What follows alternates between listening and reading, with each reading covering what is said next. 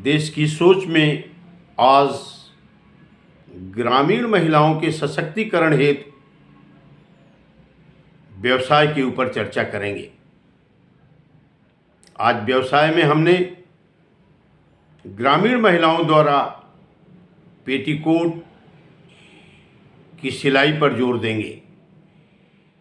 जैसा कि विदित है, आज से 10 साल पहले पेटीकोट की सिलाई 40 से 50 रुपए महिलाएं लिया करती थी। अब आधुनिक ज़माना है, आधुनिक मशीनें हैं, फैक्ट्रियां बहुत कम पैसे में सिलाई का काम करवा ले रही हैं। ज़्यादातर महिलाएं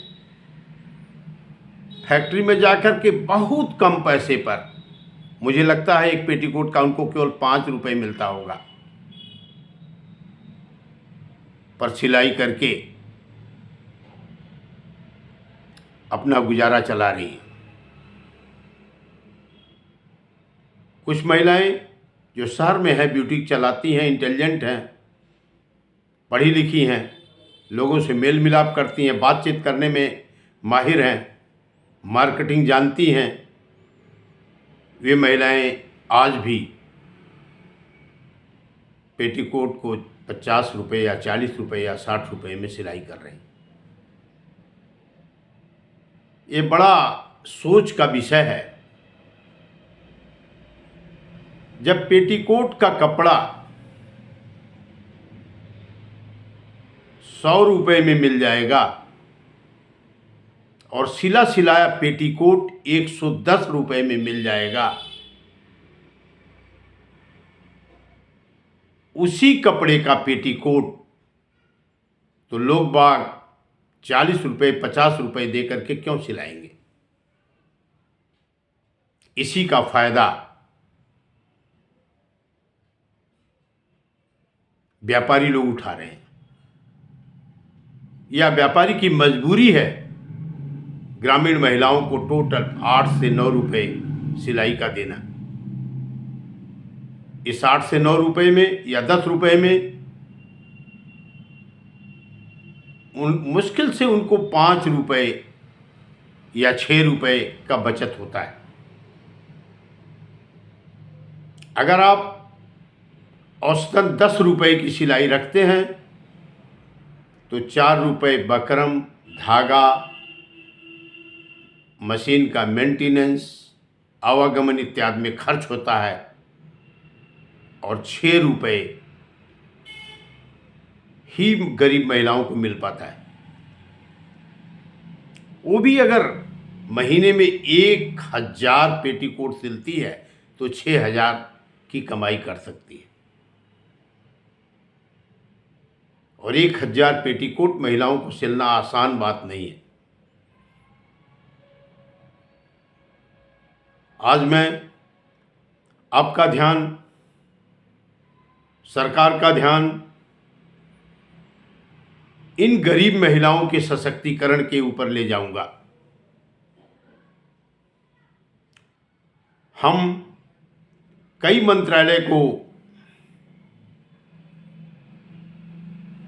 मंत्रालय का ध्यान इधर आकर्षित करना चाहते हैं, जैसे महिला तथा बाल विकास मंत्रालय,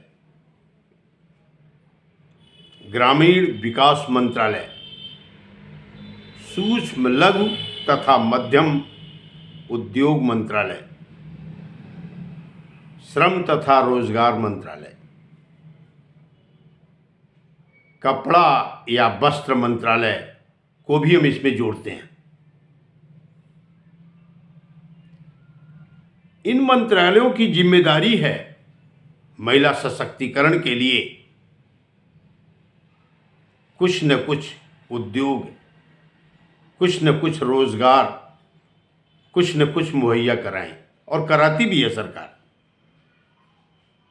सरकार ने बहुत सारी सिलाई की मशीनें महिलाओं को गिफ्ट दिया है, दान दिया है। आज वो मशीनें उनके घर में जंग लग रही हैं, यूज नहीं हो रही हैं।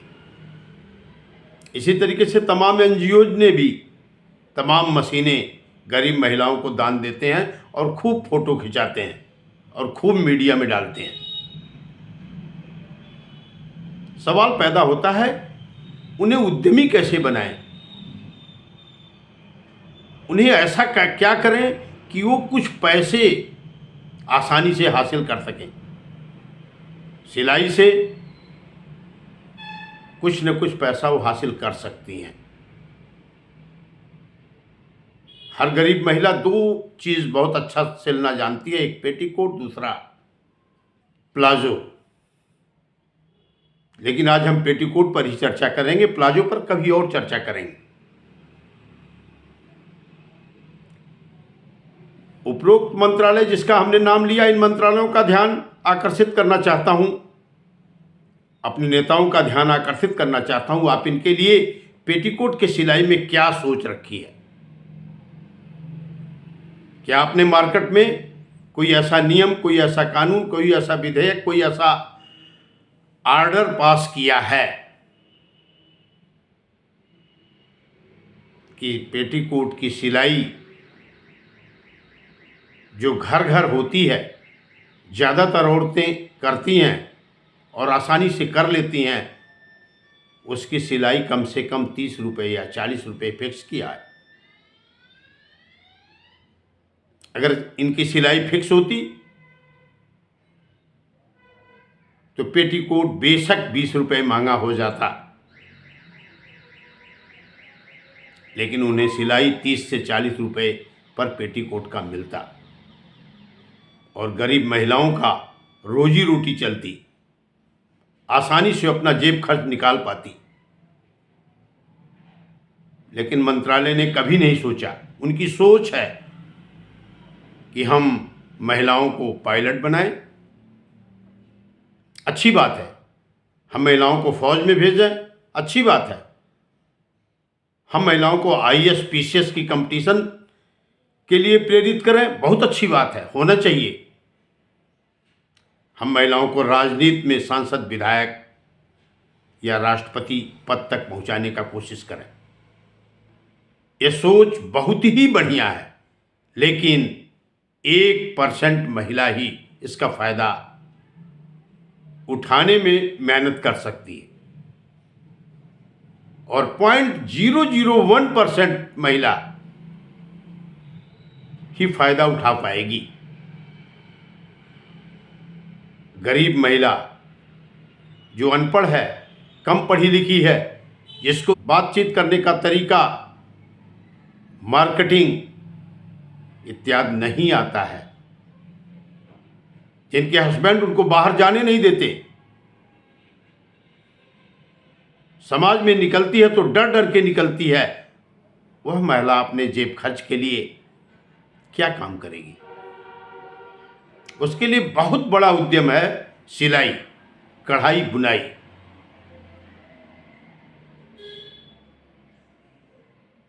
और पेटीकोट और प्लाजो और कढ़ाई बुनाई आसानी से सारी की सारी महिलाएं कर लेती हैं। मैं सरकार से विनती करूंगा,